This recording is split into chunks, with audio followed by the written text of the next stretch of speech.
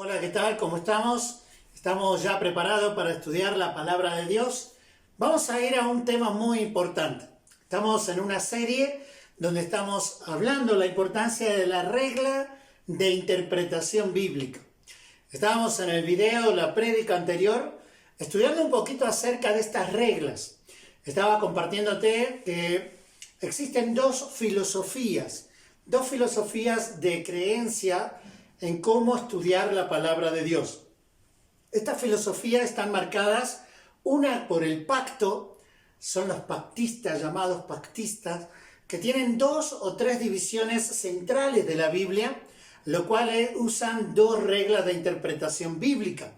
La regla de interpretación literaria y contextual, y también la alegórica mística para que pueda organizar todo ese compendio.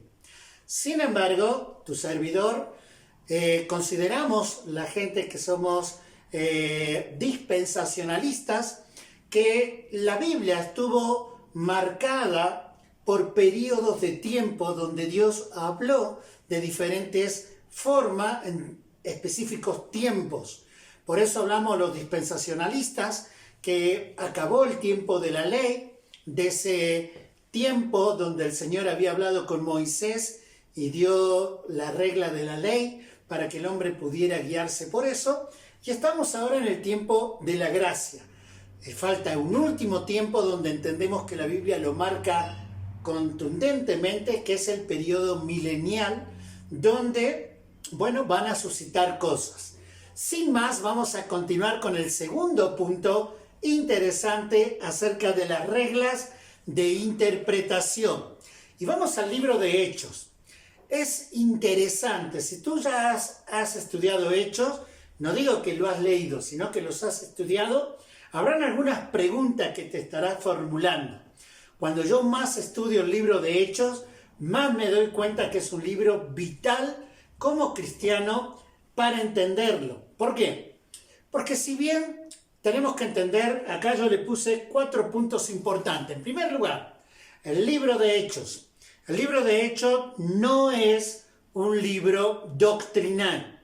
¿Qué quiere decir esto? Cuando hablo del libro doctrinal, no podemos suscitar puntualmente que de ahí desgarra algo doctrinal como libro, ya que es un libro de transición. Era un cambio de la ley, del desprecio rotundo al mensaje de Jesucristo judaico, de los hebreos, del pueblo de Dios, y Dios extendería, a los gentiles, ya no gentiles ni judíos o hebreos, sino un solo pueblo, la iglesia, ¿sí? A través de la obra de Jesucristo y el Espíritu Santo sellando y apartando a cada persona ya en un tiempo especial. Entonces, no es un libro doctrinal, es un libro de transición. Y en tercer lugar, hace énfasis en todo el libro en el punto interesante de lo que es nuestro Señor Jesucristo. Esto fue la obra anunciada, la obra vivida, un Jesucristo resucitado y el comienzo de la iglesia cristocéntrico biblicista. Capítulo 1, versículo 3 lo deja más claro. Dice: a quien también después de haber padecido, hablando de Jesucristo, se presentó vivo con muchas pruebas indubitables, apareciéndose durante 40 días y hablándoles acerca del reino de Dios. Acuérdense que el reino de Dios, el pueblo de Dios venía esperando y anhelando esto. Por eso Juan el Bautista va a decir: el reino de Dios se ha acercado. Y ellos entendían muy bien. Tú y yo no conocemos el Antiguo Testamento, pero ellos cada momento lo repetían y estaban anunciando que el reino de Dios tenía que venir. Por eso habla el versículo 3, esta frase, que con pruebas indubitables, con pruebas exclusivamente visibles, se iba a presentar este tiempo especial que estamos viviendo para poder interpretar correctamente las Escrituras. Por cuarto lugar, no solamente no es doctrinal, Hechos de los Apóstoles, sí podemos ver doctrina de diferente índole, pero no podemos secundar o priorizar una doctrina en este libro, porque es de transición, ¿ok? Es de transición de un periodo de tiempo a otro periodo de tiempo que lo tenemos que entender muy bien. Entonces, en tercer lugar, es el énfasis de Jesucristo en toda la carta, pero también tenía el periodo de la ley y comenzaba el periodo de la gracia. ¿Cuál era ese periodo? ¿Ok? Comienza el periodo de la ley, ¿no es cierto? Y va a terminar en la muerte y resurrección de Jesucristo, a arrancar el periodo de la gracia. Esta obra indiscutible que ya no solamente era el arrepentimiento, sino la fe puesta en la obra redentora de nuestro Señor Jesucristo. Por eso hoy muchas sectas judaicas siguen celebrando las fiestas como esperando al Mesías y no reconociendo a Jesucristo, que bíblicamente ya vino y que Juan el Bautista abrió el camino para que Él pudiera venir. También aquellas sectas judaicas van a seguir anhelando la obra de que se construya ese templo hecho de manos. ¿Por qué? Porque ellos quieren nuevamente volver al tiempo de la ley para hacer los sacrificios, ya que no entendieron el mensaje directo de Dios cuando la tierra tembló y el velo fue rasgado de arriba hacia abajo, mostrándole ya a Dios que Dios no iba a morar más en un templo hecho de mano, sino en un templo espiritual en nuestra vida, el Espíritu Santo de Dios, protagonista en este tiempo de la gracia. ¿Por qué protagonista? Leemos la palabra, vamos a Hechos capítulo 1, versículo 1 al 11. Y acá voy a tener contexto para hablar de dos puntos específicos. ¿Me acompaña? Comienza la lectura, dice: en el primer tratado, oh Teófilo, acerca de todas las cosas que Jesús comenzó a hacer y a enseñar hasta el día en que fue recibido arriba, después de haber dado mandamiento por el Espíritu Santo a los apóstoles que había escogido, a quienes también después de haber padecido, se presentó vivo y con muchas pruebas indubitables, apareciéndole durante 40 días y hablándole acerca del reino de Dios. Y estando juntos, les mandó que no se fueran de Jerusalén, sino que esperasen la promesa del Padre, la cual les dijo: oíste de mí. Escuchen bien esta parte porque lo vamos a profundizar. Versículo 5.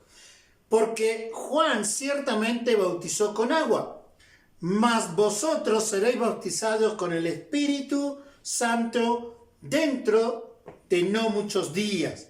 Entonces los que se habían reunido le preguntaban diciendo: ¿restaurarás el reino de Israel en este tiempo? Y él les dijo: no os toca a vosotros saber los tiempos y las sazones, ¿sí?, que el Padre puso en su sola potestad.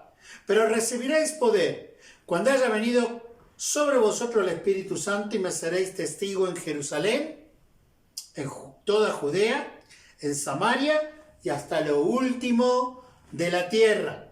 Y habiendo dicho estas cosas, viéndolo ellos, fue alzado y le recibieron una nube que le ocultaron de sus ojos.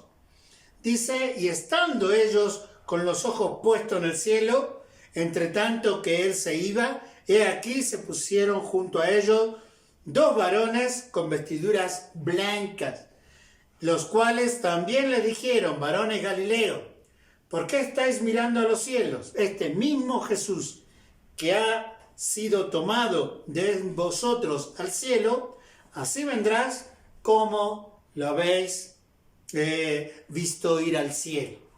Qué interesante esta palabra, ¿sabes? Porque si queremos tener una interpretación correcta de las Escrituras, tenemos que entender al pie de la palabra de Dios la correcta interpretación para no equivocarnos. ¿Qué vamos a hablar el día de hoy? Hoy vamos a hacer hincapié en el versículo 4.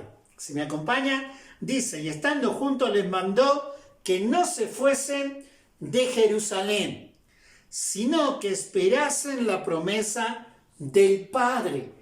¿Cuál promesa? ¿De qué estás hablando? ¿Por qué estás hablando esto? ¿Sabes? En este momento vamos a abrir el entendimiento de las personas. El velo de Dios va a hacer que nuestro entendimiento conozca esto que ellos esperaron y por lo cual no se tenían que ir de Jerusalén. Sin más, quiero presentarles este gran misterio que fue revelado y que llegó la promesa un día más en el cumplimiento de las Escrituras. Es así como les presentó el Espíritu Santo. Así es. Hoy vamos a estudiar el Espíritu Santo.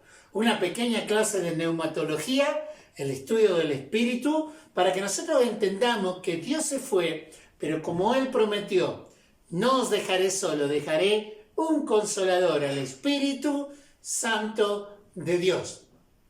Quiero que aprendamos algo. El día de hoy vamos a interpretar bien la palabra de Dios y hemos entendido que somos dispensacionalistas. ¿Por qué? Porque entendemos que fueron periodos de tiempo, 7 en exclusiva, que Dios enseñó cómo iba a ser el trato entre Dios y el hombre. Si yo entiendo eso en este momento, se me va a abrir el panorama a muchas cosas que quizás puedo estar equivocado, mal enfocado o en lo correcto. Y hay que seguir con toda vehemencia, ¿ok? Entonces, sin más, vamos a estudiar el versículo 4 de Hechos capítulo 1, el Espíritu Santo. Ahora, cuando yo me hablo de Espíritu Santo, el Espíritu Santo que había de venir ahí, donde estaban aproximadamente 120 personas orando y llegó el Espíritu Santo, que es en capítulo 2, el próximo estudio, quiero que entendamos qué es el Espíritu Santo, porque hoy lamentablemente se ha manoseado mucho el tema del Espíritu Santo o hay falta de conocimiento de qué es el Espíritu Santo de Dios. Entramos y dice así, ¿qué es el Espíritu Santo? En hebreo la palabra era ruá, con H al final. La R, la U, la A y la H al final, ruá. Para aquellos que están anotando, voy a poner un gráfico y quiero que lo vean. Ahí apareciendo el gráfico. Muy bien. Nombres del Espíritu Santo a lo largo de toda la Biblia. El Espíritu en 1 Corintios, Espíritu de Dios, Espíritu del Señor, Espíritu de Jehová, Espíritu del Dios vivo, Espíritu Santo en Lucas 1.35 y 1 Pedro 1.12, Espíritu de santidad, Espíritu Santo de la promesa, Espíritu de Cristo, Espíritu de su Hijo, Espíritu de Jesucristo, Espíritu de verdad, Espíritu de vida, de gracia, de adopción del Espíritu Santo, eterno, consolador, que es la misma palabra, el Espíritu de sabiduría, de inteligencia, de consejo, de poder, conocimiento, temor de Jehová, un buen espíritu, espíritu de vuestros padres, la unción y 7, Espíritu de Dios. Volvemos otra vez acá y pienso en esto. Cuando uno hablaba de espíritu, habían dos criterios. Yo puedo pensar en hebreo, la palabra ruá, que en hebreo significa viento, aire. Por eso cuando estaban ahí, dice estas personas orando en el tiempo de la fiesta del Pentecostés, ellos vinieron con un fuerte sonido de viento que entró. Eso implicaba que la promesa se estaba cumpliendo. Que esa promesa del viento, de ese espíritu que iba a llegar a su vida en forma de fuego en sus cabezas, iba a ser la revelación de Dios hacia la promesa del cumplimiento de la promesa que iba a ser el Espíritu Santo en la vida del ser humano. Cuando vamos al griego, ¿sí? Hablamos de neuma, ¿ok? Que es aquel que está al lado, el abogado, ¿ok? El paracleto, y aquel Espíritu Santo que moraría perpetuamente con nosotros, como Jesucristo lo advirtió y lo dejó dicho que se iba a cumplir la promesa. Por eso quería que no se movieran de Jerusalén, porque ellos con el Espíritu Santo de Dios ahora podrían hacer la obra. En una forma contextual y bíblica, creo que no podemos tener lo que en un seminario son 3 meses, 2 meses, 1 mes intensivo internados, el hecho de estudiar el Espíritu Santo, la materia de neumatología, pero yo me voy a meter en 2 puntos principales. Me gustaría que me acompañes y voy a dar la participación a que estudiemos en el pasaje bíblico la promesa tan esperada, cómo fue ese cumplimiento y también la práctica en el Espíritu Santo de la Iglesia.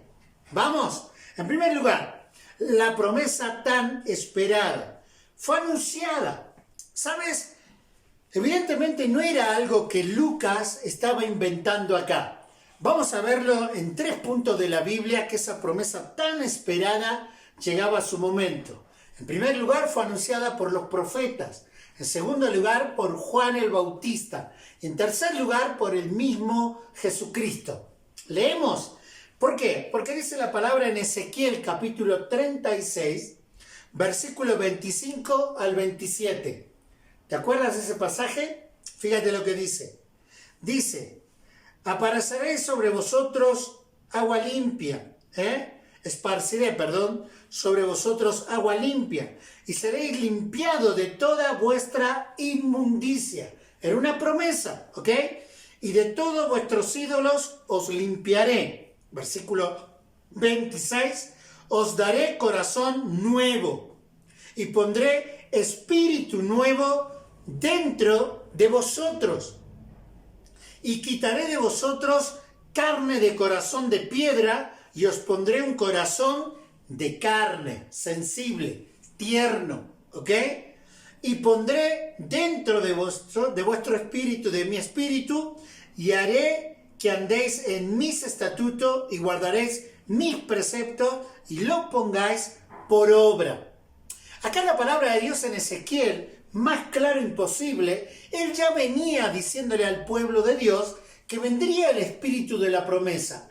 ¿En qué forma vendría? En primer lugar, vendría para poder quitar la enemistad de entre Dios y los hombres, quitar el pecado y poder sellarnos con un punto de pertenencia, de justificación delante de Dios.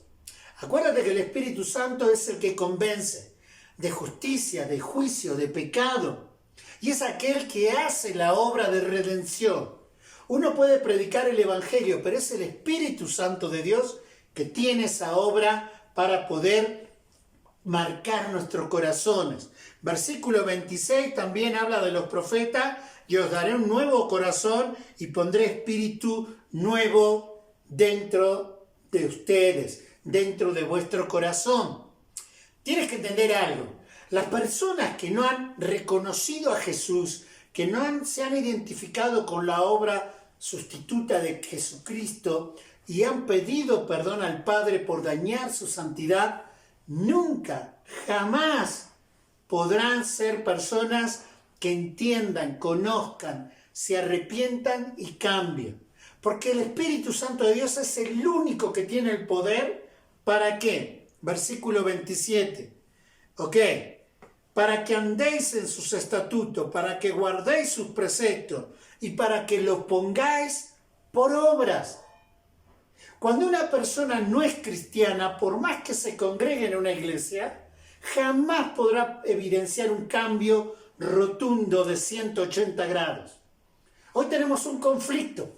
Estamos en el tiempo de la iglesia y hay gente que no han reconocido a Cristo. Están convencidas y no convertidas a Dios, por eso no tienen la obra de aquellos profetas que hablaban y anunciaban de la promesa para estar dentro de esta etapa que es la iglesia. el Espíritu Santo de Dios obrando, llegando y estando en el corazón del ser humano, ya no con un corazón de piedra, sino un corazón de carne, sensible a la voz de Dios. Estos fueron los profetas. En segundo lugar, también hablamos que fue dicho por Juan el Bautista. Versículo clave, Mateo capítulo 3, versículo 11.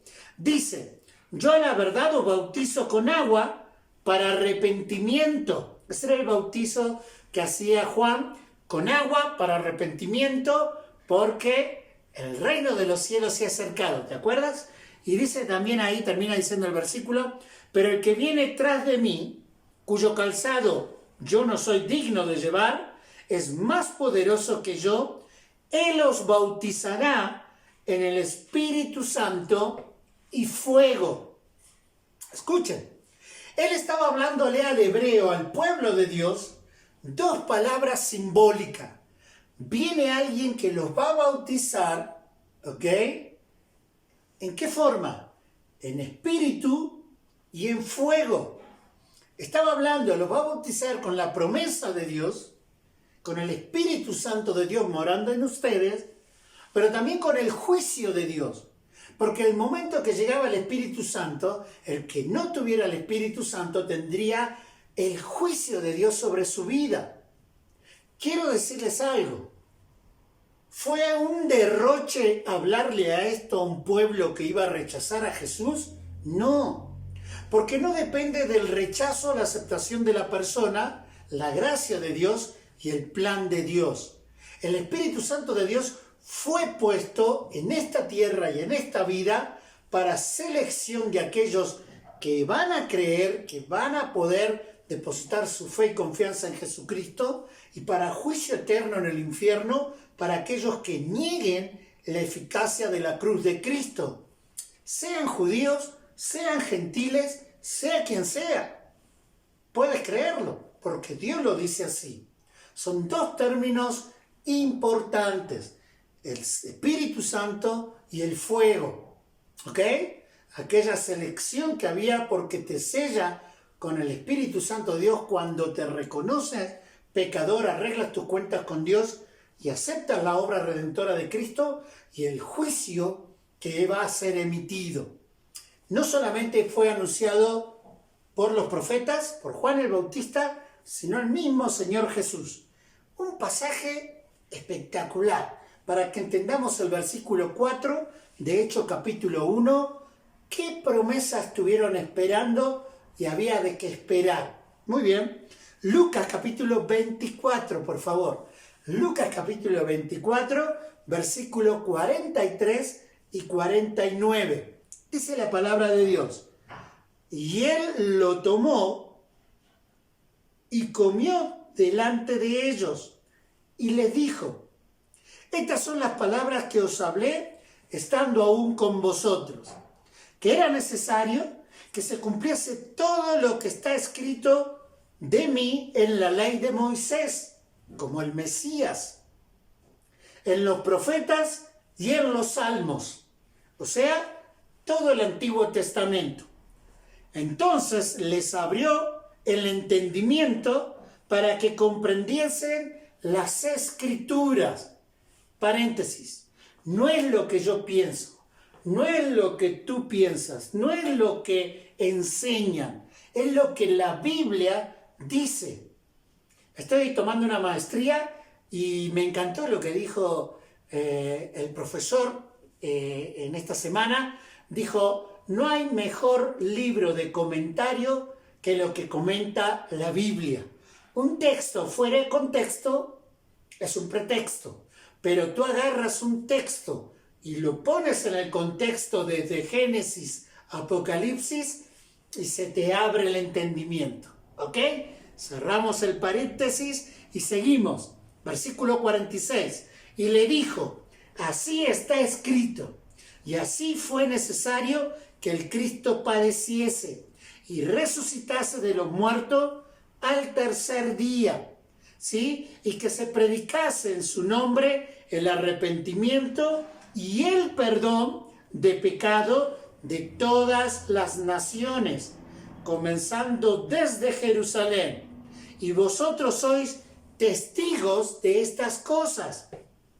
He aquí, yo enviaré la promesa de mi Padre sobre vosotros, pero quedaos vosotros en la ciudad de Jerusalén, hasta que seáis investido del poder de lo alto. ¡Ah, me encanta! Ese poder de lo alto era el Espíritu Santo de Dios, que inviste a una persona, la transforma, la renueva y la cambia para vida eterna. ¿Cómo está, mi hermano? Acá avanzando con el estudio, vimos 3 puntos clave. La promesa tan esperada, anunciada por los profetas, Juan el Bautista y Jesucristo. Te hago una pregunta. ¿Eres una persona que ya ha sido investida por el Espíritu Santo de Dios? ¿Eres una persona que denota el poder de Dios en tu vida a través del arrepentimiento y confesión de tus pecados, como lo dijo Jesucristo en su aparición y le dejó claro a sus discípulos el mensaje de este nuevo proceso, de este nuevo tiempo de la gracia de Dios? Piensa. ¿O solo estás convencido de ser cristiano? Llega un momento ahí, en segundo lugar, no solamente la promesa tan esperada, sino que en segundo lugar, la práctica en el Espíritu Santo. Nos compete como iglesia entender esa hermosa práctica. ¿Por qué? Porque practicar el Espíritu Santo en nuestra vida es tener el entendimiento muy abierto. Tanto tú como yo vivimos en una idiosincrasia católica, donde nos enseñaron que las obras es lo importante. Y cuando vas a la palabra de Dios te das cuenta que no son las obras, que las obras solo son una manifestación de nuestra fe. Que lo importante acá es ser sellados con el Espíritu Santo de la promesa. Fíjate lo que dice ahí.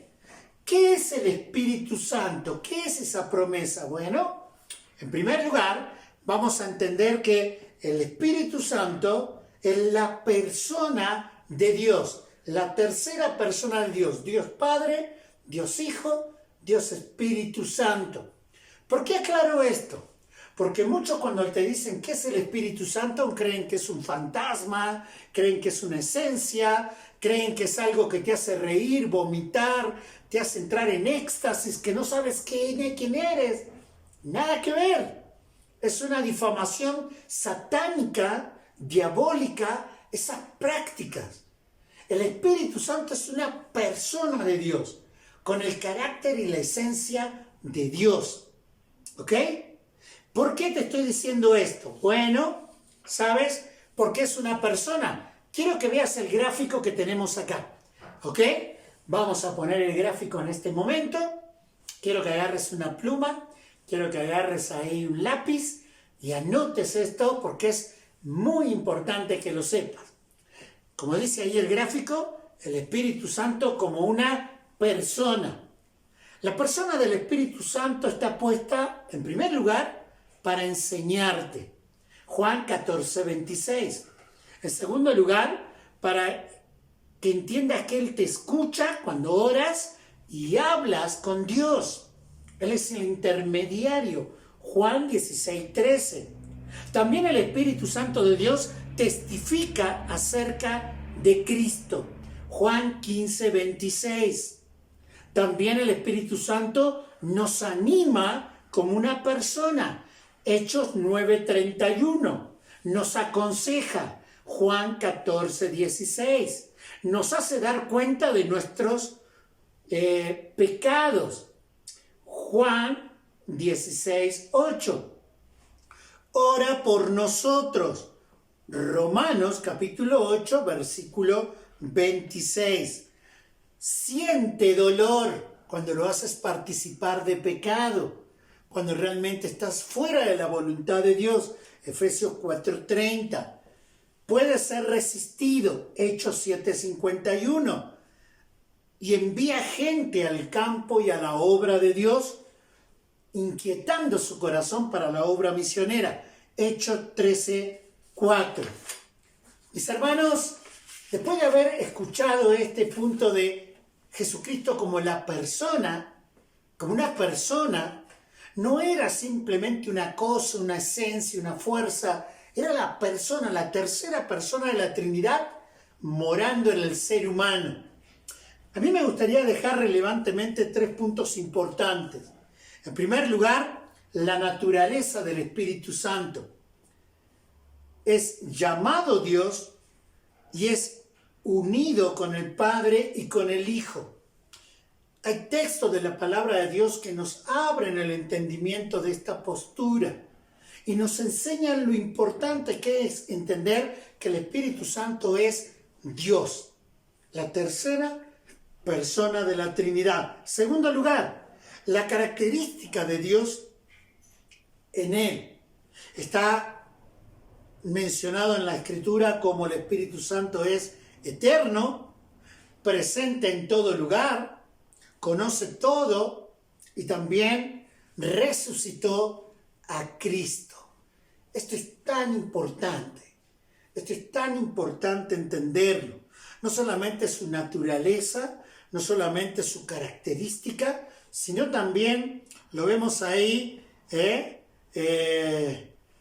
cuidado con el trato al Espíritu Santo. ¿Por qué? Porque si voy a Efesios capítulo 4, versículo 30, dice que lo podemos entristecer. Dice, y no contristéis al Espíritu Santo de Dios, con el cual fuiste sellado para el día de la redención. No lo entristezca, ¿sabes? Un cristiano cuando participa de pecado, entristece la obra, la promesa de Dios que está y nos acompaña eternamente en nuestra vida, en nuestros corazones. No solamente no entristezcáis, sino también el cuidado en el trato con el Espíritu Santo de no apagar el Espíritu. Lo puedes apagar en 1 Tesalonicenses 5:19, es un imperativo. Es una frase que te dice, no apagues al Espíritu. Cuando yo lo hago cohabitar con pecado y desobediencia al Espíritu Santo de Dios, apagamos y entristecemos y opacamos la eficacia que tiene que tener el Espíritu Santo de Dios. Es muy importante entender esto. Así que la práctica en el Espíritu Santo de Dios, entiendo que en la práctica lo puedo tratar como una persona, porque es una persona el Espíritu Santo, y un presente mejor por medio del Espíritu Santo. ¿Por qué un presente mejor? Bueno, llegó un momento donde el uso del Espíritu Santo se torna difícil para la iglesia porque empiezan a equivocarse en cómo tratarlo. Y ellos anhelaban la presencia de las lenguas como un don sobresaliente. El Espíritu Santo al entrar a nuestra vida nos dio dones, ¿te acuerdas? Aquel Dios, aquel Cristo que descendió, venció, ascendió y dejó dones. Ok, esos dones que Dios nos deja son dones de manifestaciones de señales para la confirmación de este Espíritu Santo en la tierra y obrando en nuestra vida para un presente futuro eterno. ¿Ok? Pero, ¿qué hizo la iglesia? Malentendió los dones en un momento que buscaba cada quien un don sobrenatural para poder sobresalir y no entender que realmente el don tenía un propósito específico. Lo vamos a estudiar en el próximo estudio. Pero para cerrar este punto, ¿sabes algo interesante? Dios nos ofrece un presente mejor a través del Espíritu Santo. ¿Por qué? Porque dice capítulo de 1 Corintios 12, 31 y 13, 1. Fíjate lo que dice la Escritura. Procurad pues los dones mejores, mas yo os muestro un camino aún más excelente todavía que los dones. Si yo hablase lenguas humanas y angelicales y no tengo amor, vengo a ser como metal que resuena o címbalo que retiñe. Sabes, voy a hablar de las lenguas más adelante, Pero si había algo que el Espíritu Santo podía hacer en nosotros era poder hacer con mayor excelencia, dejar en nuestra vida el amor y el fruto del Espíritu Santo. Algo tremendamente importante para este tiempo de la iglesia. ¿Eres una persona llena del amor de Dios? ¿Llena de amor de Cristo? ¿Eres una persona que haces brillar los frutos del Espíritu Santo? Gozo, paz, paciencia, bondad, benignidad, fe, templanza, mansedumbre. ¿Estás lleno del fruto del Espíritu? ¿Lleno del amor de Dios? Porque es mucho más que estos dones que Dios repartió. Específicamente hoy quería enseñarte sobre esa promesa cumplida y se vio a través del Espíritu Santo de Dios, que llegó a los discípulos, que llegó a los gentiles y que hoy tú y yo lo tenemos como pertenencia de Dios. Hemos sido sellados con las garras del Espíritu Santo de Dios. Disfrútalo. Que tu vida sea una bendición. Que podamos tener esta interacción que habló la palabra de Dios. Para poder escuchar el precepto, para poder entender los preceptos, pero para poder poner por obra la palabra de Dios a través del Espíritu Santo que hoy mora en nosotros. Espero que haya sido impactante, interesante la palabra para llevar a tu vida una acción de un cambio hacia la eternidad. Y pensar y dar gracias el día de hoy por su obra que se va cumpliendo a través de toda la Escritura, cómo Dios nos enseña y podemos, ¿sabes?, entender las reglas de interpretación y no equivocarnos con todo lo que podemos añadir en nuestra vida de hoy en adelante. Dios te bendiga y vamos a orar. Padre, gracias. Gracias, Padre, porque se cumplió tu promesa, que nos darías un nuevo corazón y que moraría el Espíritu Santo de Dios en el tiempo donde nos arrepintamos y también reconozcamos nuestros pecados y seamos lavados con la gloriosa sangre de Cristo que tiene poder para limpiar de todo pecado en nuestra vida. Gracias, Dios. Y ayúdanos, Padre, a que podamos abundar aún con mayor excelencia, hoy que tenemos el Espíritu Santo, en amor y en frutos de la manifestación de este Espíritu que hoy mora en nosotros, que es el Espíritu de Dios. Te amamos y te agradecemos por los méritos de Cristo, tu Hijo amado. Amén. Dios te bendiga y que disfrutes y pases un hermoso día.